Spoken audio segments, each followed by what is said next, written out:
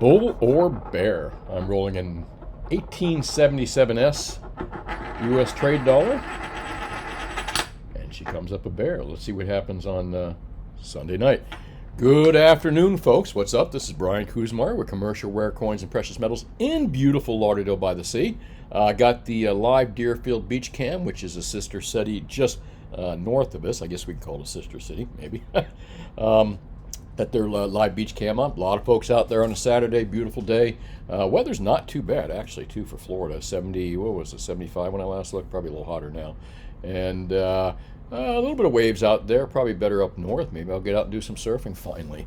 All right, let's get away from the beach here, where it's a place I would love to be, and I'm sure you folks would if you're not there already, and move into markets.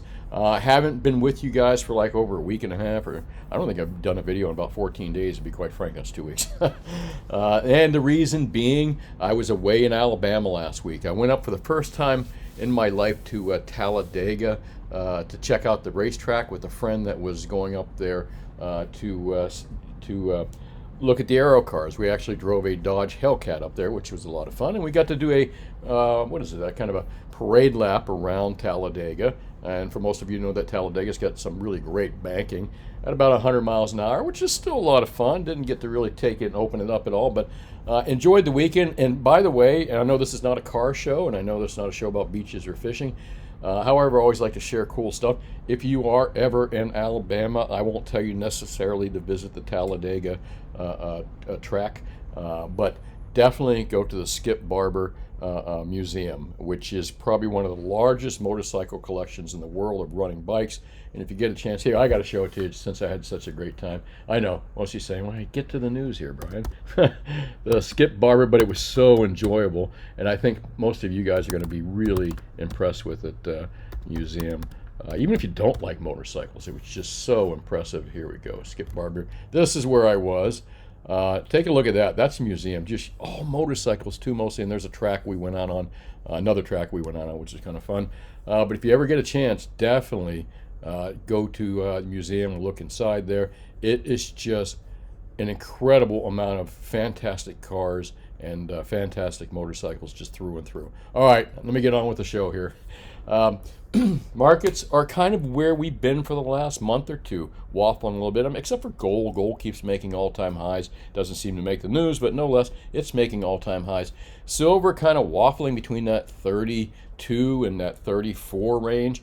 35 is a psychological point, and I've talked about psychological prices in people's minds. Points that we need to break past.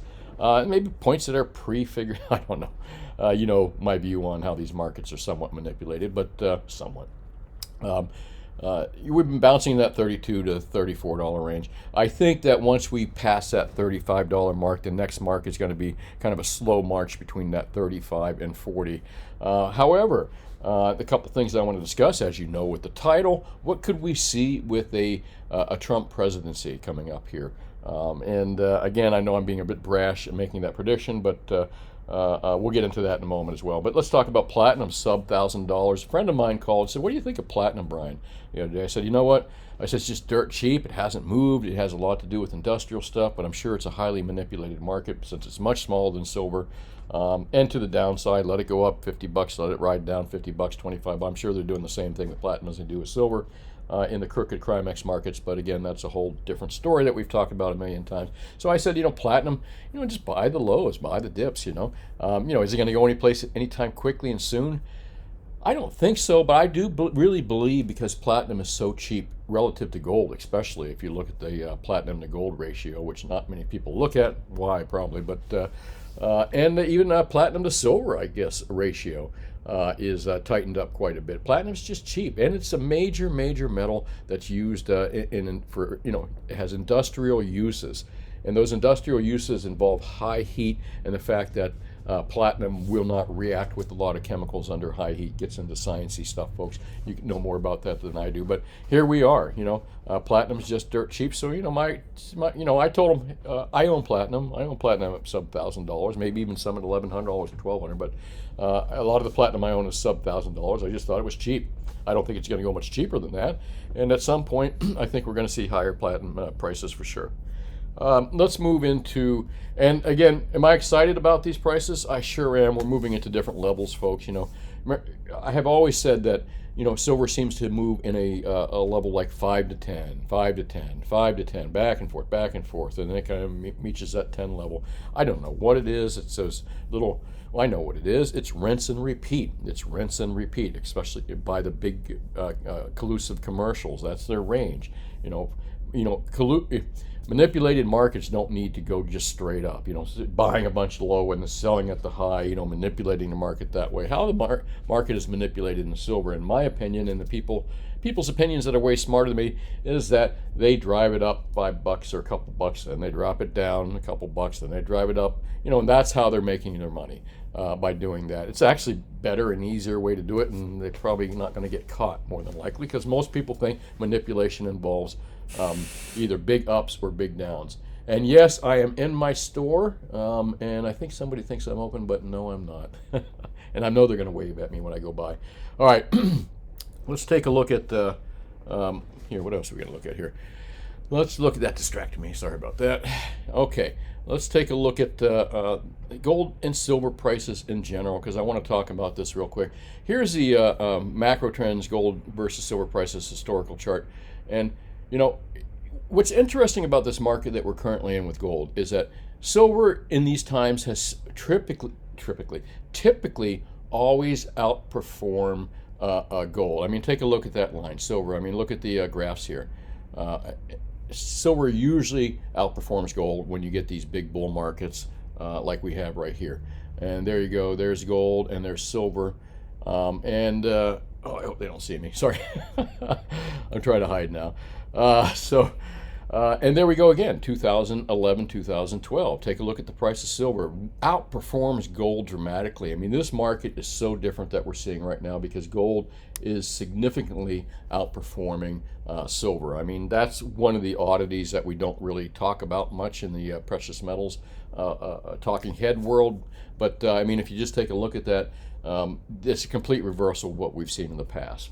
And why? Well, again, I believe a lot of this has to do with manipulation in the comics markets, LBMA markets, and whatever markets you want to talk about. And we're going to get into an interesting discussion about manipulation. Is it real? Is it not real? We're going to talk about that in a few moments with a discussion I had with a couple folks on the Twitter or X-Twitter platform, X-Twitter, called X. But we'll get into that in a little bit. But I thought this was kind of interesting. Again, silver usually outperforms gold, but we are not seeing it right now. Does that mean we're going to see it soon? I really think we are. I think at some point we're going to see that graph repeat this right here, and we're going to see silver just, I mean, take a look at this too. Gold kind of leading away, and then silver just kind of shoots right past it. The same thing that you can kind of see here. At some point, gold's leading away, but boom, silver just rides right past it. We're not at that point here, folks, but something tells me silver's going to, like last week's video, 2 weeks videos ago, I'm sorry, 2 week ago video I did, it's not a question of if silver hits $50, it's kind of when, but the real question is how much past $50 will silver will go.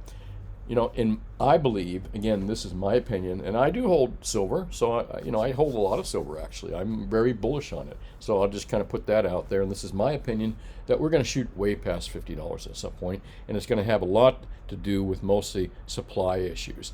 Remember, you can't make electronics with paper. I know you're getting tired of me saying that, but it has going to have a lot to do with supply issues. And then the next thing it's going to have to do with is when people start jumping on the bandwagon.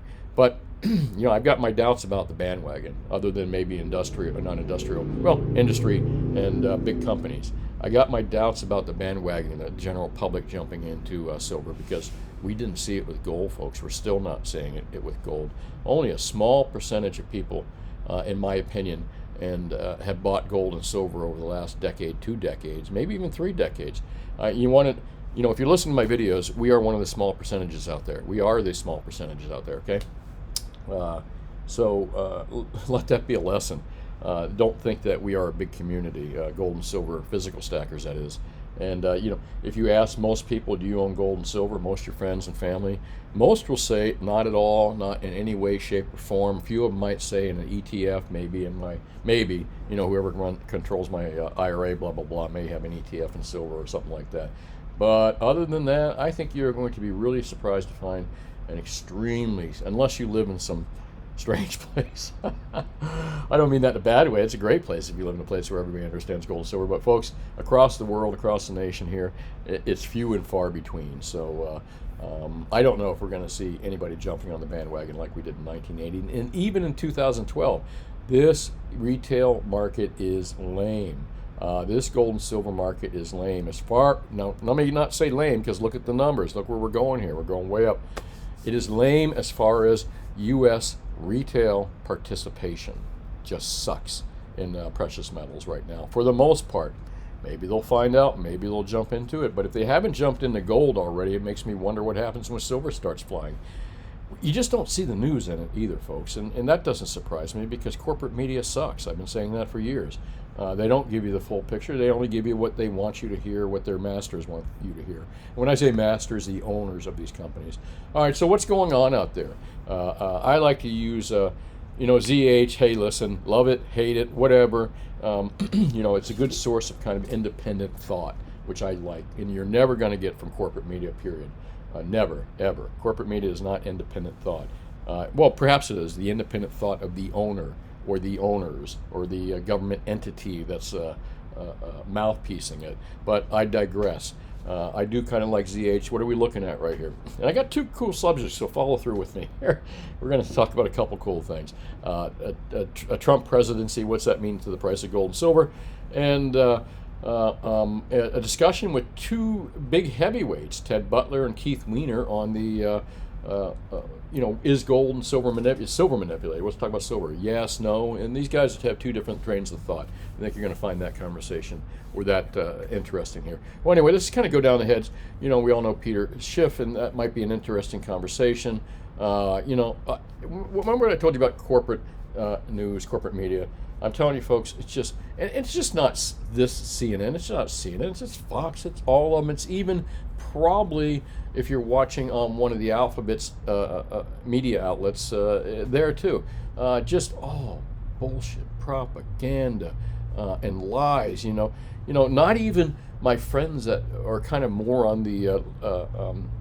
I'm not going to say liberal, because I think everyone's liberal to some degree and everyone's a conservative to some degree. I'm saying my friends that are more lefties, and lefties aren't liberal. Trust me on that. Any more than people that are on the far right are conservatives. Okay, but I digress again. Lefties don't even trust the news sources anymore. I live and work with them, and I respect everybody for their opinion. It's just an opinion. The amount of anger that people got at politics is just ridiculous. It's ridiculous. But then again, that's what they created. If we're fighting with our neighbors and our friends and the people across from us, then we certainly aren't paying attention to the government that's got their hand up our asses and their hands in our pockets as well. All kinds of stuff here. They're very interesting here. I would love to see Ron Paul be involved with any kind of agency in the government, because he's a very astute man. I believe that if Ron Paul had won the election back in 2008, which he should have, and here's my election conspiracies. I am an election conspiracist because I was a Ron Paul supporter back in 2008. I watched him actually win the conventions for the Republican convention. I watched him win it, all right? And I only watched the news, whether it was Fox calling it early for what's his name? Anyway, the other idiots. But come to find out, Ron Paul probably won the Republican primaries in 2000. Not probably, he did. When they did the final counts, Ron Paul would have been the winner of and he would have been the next president more than likely. Stuffy little old guy, can't speak well, love him to hell. But no less, love to see him do that. And back into elections, all right? That was my first real taste of how crooked elections were, when the Republicans convention cheated Ron Paul out of the nominee for presidency. And the funny thing too is, I watched it happen with Bernie and the DNC. I watched them cheat.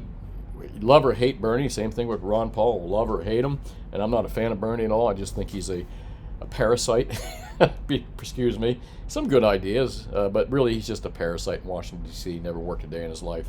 Whereas Ron Paul actually delivered like 3,000 babies as a doctor. A pretty cool guy. Where are we going with this? What I'm saying is that I know that elections are primaries are, and if they can do it in the primaries, trust me, folk, they can do it in the big elections. Do I think I didn't even vote for Trump in 2020? You know, I'm a libertarian, hardcore libertarian. Always voted libertarian candidates. This year I won't because of issues and stuff. But issues, I just don't care for the candidate. But so I kind of threw my weight behind RFK Jr. this year because I did like his message about keeping America healthy, and I also know that he is not on the Team Harris, so that is the primary reason. But no less, I know elections can be rigged, but the only way possibly that Trump will lose this election is if it is rigged. That's my opinion. I'm sticking with it. That's the only way. And if that happens, oh my God, I can't believe what this country is going to explode into. All right, let me move along here. Again, this is kind of going into what we're going to talk about here as well in a minute. Nothing good out there, man. Nothing good. Oh, I sound like my father. Nothing good. I used to call him all the time. What's up, Dad? Nothing good. A little personal history there. Poor Dad. He took everything personally. Got to try not to do that, folks. Otherwise, you get pissed at people. So let's get into a Trump presidency. All right, I'm going to forego a Kamala presidency because, first off, I don't think it's likely at all at this point. I think that after the a lot of coups that Trump had, especially the Joe Rogan show, 70 million young viewers, younger voters that listen to Joe Rogan, and his viewership, not to mention probably another 100 million or whatever. I don't even know how many people listen to that broadcast. It put Trump over the top. Not to mention, I think Trump's made some major changes in people, in the way he's handled. If you notice, he's still abrasive, but far less abrasive than he has been. He's kind of been quieter in that regards, and he still has to put his he still has to punch out there. He's still punchy a little bit, but quite changed a bit. But again, I'm not going to get into, and I'm not endorsing or saying anything like, well, actually I am endorsing it because, again, this person cannot win. And the only way, again, my opinion, they're going to win is by cheating, all right? I'm going to just say it. That's my opinion. And again, this is why I'm going to talk about the silver market, the gold market, and a Trump win. There's a lot of folks out there that may feel that Trump is going to completely change things around dramatically. And I think he is in many different ways. There'll be some turns. But let me have a kind of discussion I've had with another friend of mine about this. And I believe Trump is going to inherit an economic depression. And I didn't spell it that way, did I? I truly believe that Trump. So I typed in here, will Trump may inherit an economic depression? Yes, I did. Only one S. Sorry about that, but it doesn't matter. It still picks it up. Here, again, when I was talking about corporate media, look, I'm trying to find out, if anybody's done an article on, will Trump inherit? You know how they talk about presidents inherit good economies or bad economies? And I 100% believe that. I 100% believe that. It's based on policies that have been made for years and the way that we run the country. The country moves very slowly. When things move very slowly, and presidents all love to take great credit when the economy is great, and when it's not, they like to blame the last predecessor. Okay, and I'm going to get back to that in a moment. But I was typing in this, and I noticed they're absolutely right. Look, there's nothing nice about Trump out here by any BBC, look, NBC, ABC, Washington. Look at this. It's just absolutely, I think they're absolutely right. I think that especially media like Google and YouTube and all these other big major media, social media outlets are really heavily biased. My video on YouTube will probably get dumped down a couple levels because of me talking about this. And folks, if you don't believe that, they have algos, trust me. When they narrate these videos before they even go up, and they can put translation on there, so they know exactly what you're saying, the keywords and everything like that. And if you don't toe the line what they want you to, you're not going to get high views. But again, I digress. Nothing good here, though. And again, my whole point of this video was, I think that a lot of people have a lot of faith that Trump is going to save the economy and save the save the U.S. economy and save the American worker. And I believe there is some truth to that. I'm looking at some of his policies out there. However, let me add one thing that I know for sure. And here, United States Misery Index is just going to get worse. And take a look at this. Blue is unemployment, red is inflation. As you can see, under the Biden administration, they haven't done 2024, but it's not getting better, folks. And if you take a look at the CPI, it's not getting better. Even if, let's take a look even the 1 year. It's just sloping downhill. And how can you fix the consumer price index? How can you fix the U.S. misery index? How can you fix the U.S. economy? And you're going to kind of be surprised on what I'm going to say here. Maybe not. Maybe some people have thought this through. Here, give me a sip of coffee here. It's going to take painful actions by any president, no matter who got in. And again, that's who is getting in. I know I'm really placing myself out of the line by saying this, but it doesn't matter who gets in there. Whoever gets in office as president, and it has to be more than just the president, too. It has to be people they appoint. It has to be Treasury officials. It has to be across the board.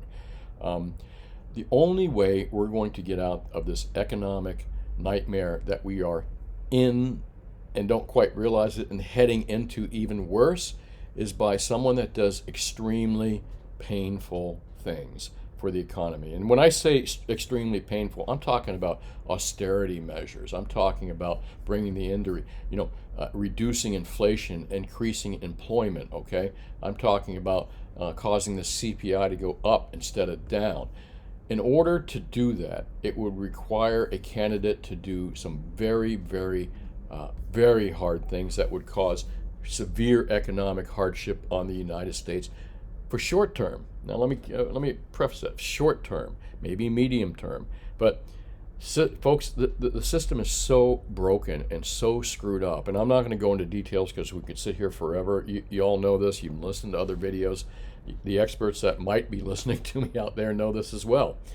The economic system is so screwed up. It's so bad, and I equate it to since 2008. And we should have saw the writing on the wall then, where we had our first big economic crash and the bailouts and all the bad decisions that were made, bailing out bad businesses, bailing out bad banks, throwing a lot of money into the system long term. I equate that to a patient that is in a severe wreck, and you get them into the hospital, and the doctors, the Fed, and the government, I would call the doctors and experts, and look, and they do what is the right thing. They quickly patch the patient up to stop the hemorrhaging, throw in a little plasma, and then you fix it. Okay, that's what you do. You fix the patient. You go in, you put some plasma in, and you and then you sew up the wounds, and you try to get everything back together.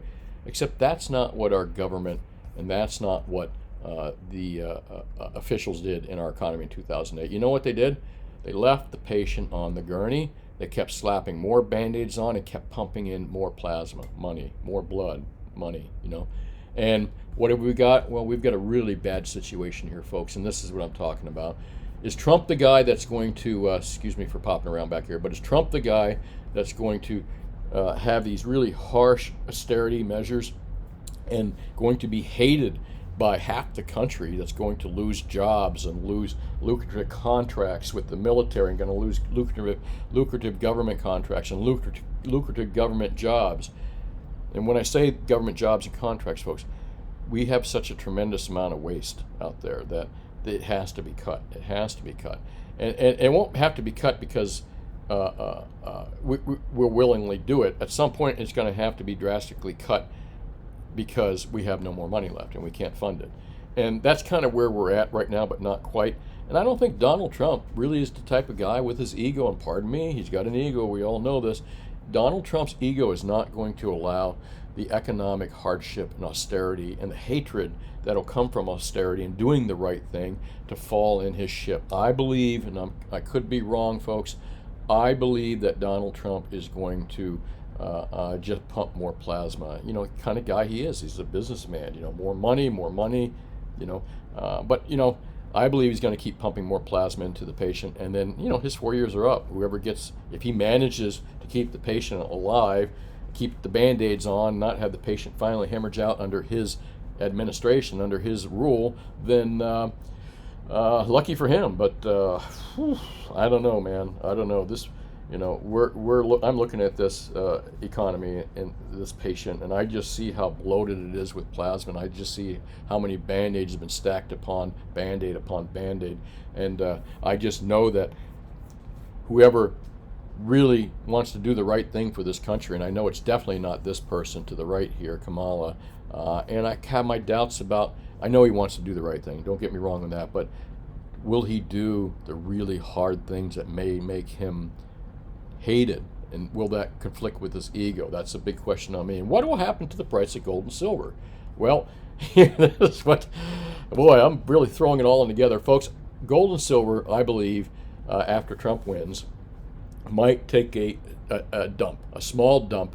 And it won't be because Americans are capitulating. It won't be because really anybody's capitulating. I think it'll be just a lot more shorting and nonsense by the big commercials as an excuse to try to bang gold and silver prices lower, with people, giving a lot of people, the banks are going to be thinking, well, we can bang gold and silver, and the reason people will say that it got monkey hammered is because that Trump won and he's going to fix the economy. But folks, that ain't true.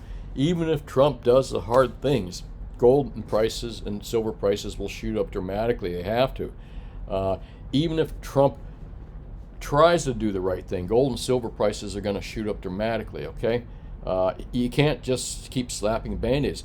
If it falls apart under the Trump presidency, gold and silver are still going to go up. So I believe that we are going to see possibly gold and silver get banged on a Trump win, but it'll be under the false bullshit narrative that the Trump presidency is going to cure the nation and cure the economy, and that everything will be okay. I don't believe that at all. What do I like about Trump as far as some of his economic policies? Not a big fan of tariffs, number one. However, when you're living in a world where you have heavy tariffs placed on you, I can see the tit for tat there, for example, with other countries. Now, if we were dealing with other countries that had no tariffs, then I think tariffs are bad. It raises the prices for everybody. But since we're dealing in a country, China, Europe, I don't know about Central and South America, what kind of tariffs they place, but I think it's mostly China and Europe place heavy tariffs on the U.S. Well, again, I think that's fair play to do the reverse on them as well. And most of the tariffs are going to be on electronic goods and other crap. So what? You got to pay an extra $50 for your TV. And if he does manage to bring more jobs back to this country, that will be a positive on his side, and a positive for the economy. But again, Trump has not reined in the Fed. I'm not even sure Trump understands how the Fed really creates these kind of circumstances. All right, that leads down another whole rabbit hole. I'm not going to do that for you because this has turned into a long video already. Let's get out of here and talk about something pretty cool, which is I have never in my life learned anything from a man who agreed with me. I like that, Dudley Field Malone. I may have inaccurately said that it was Robert Heinlein at some point, but no, it is not. And this is true, folks. You'll learn more from people that you disagree with. So try not to get into really nasty arguments with people. Try to get into civil, intelligent conversations. Sometimes you'll learn something. Sometimes, something will change your mind. Sometimes, even if it doesn't change your mind, it'll make you investigate what you believe even further, so your argument will be stronger. But again, don't just go look for what strengthens your argument too. All right, where are we going with this? Is a really interesting conversation. I've been a big supporter of Ted Butler for years. That passed away, the late Ted Butler.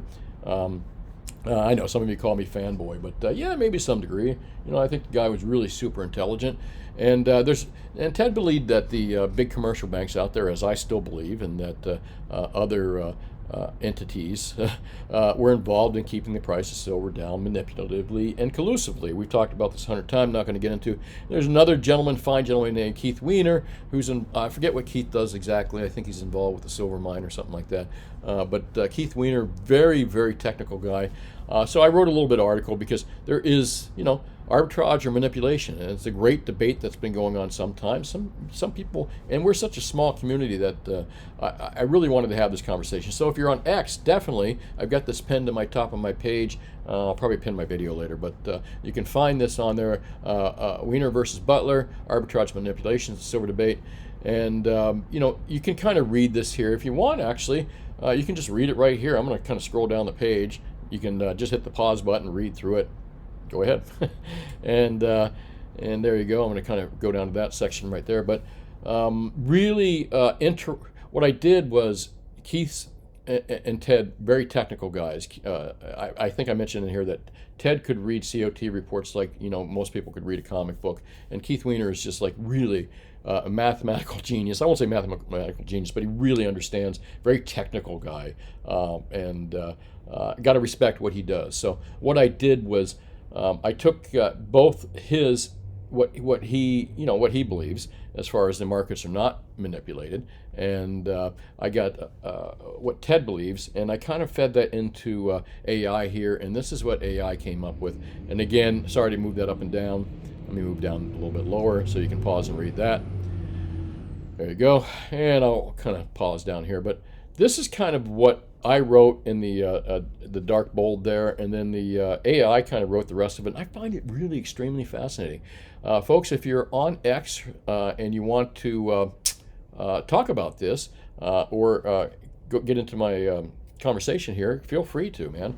I'm learning a lot of stuff from other guys out here as well. And again, let me kind of see if I can scroll down here so you can just finish reading the rest of this by pausing it and then restarting it. Does this make... All right. I'm going to get out of this video here real quick, folks. I didn't want to read that whole thing to you because this would have just another half hour, but really, really interesting points that I brought up, and very interesting points that Ted Butler and, of course, Keith Weiner bring up as well. And if you're not on X or on this particular platform, I also put my videos out there too as well. I highly recommend it. I highly recommend it. I don't have a real fear for censorship anymore. I don't feel like things are pushing, my posts down the algos and like I do with the other channels. But anyways, let me get out of there. Hope you get a chance to read this article I wrote on X. And I think that's really about it, folks. If you're looking to buy gold, silver, and platinum, well, here, I'm going to end it with this. Think for yourself, question authority. Most of all, question what you think you know. You may be wrong, and you may be right, but either way, you'll be smarter for checking into what you think you know. I guess that's a funny way of saying it. Well, folks, if you're looking to buy gold, silver, and platinum, there is not my website. 1 second. That's kind of funny. Let me go back here. Return. All right, commercial.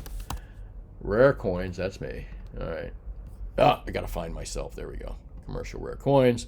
There's my website. Yeah, you can tell I don't edit this stuff. There we go. If you're looking to buy gold, silver, and platinum in any amounts, and you live in South Florida, we're the place to go to. We buy and sell gold, silver, platinum, rare coins, precious metal, all kinds of cool stuff. But we're really competitive with gold, silver, and platinum products.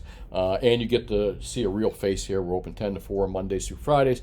If you want to buy $10 worth of gold and silver, we can do that. Even $1 worth. I know that sounds crazy. We can make that happen. Or if you're looking to buy millions of dollars worth, we can make that happen pretty easily too as well. We're a small operation. We look small, but we're really powerful and do a lot of business out of here. I think most people might be surprised by that. So if you're looking to buy and sell any types of gold and silver products in South Florida, come and see our brick and mortar store. We're open 10 to 4. If you live outside of Florida and you don't have a great local dealer, always recommend having a good local dealer that can give you great prices like we can, and you're looking to buy larger quantities, we can certainly help you in that endeavor as well. So please feel free to give us a call.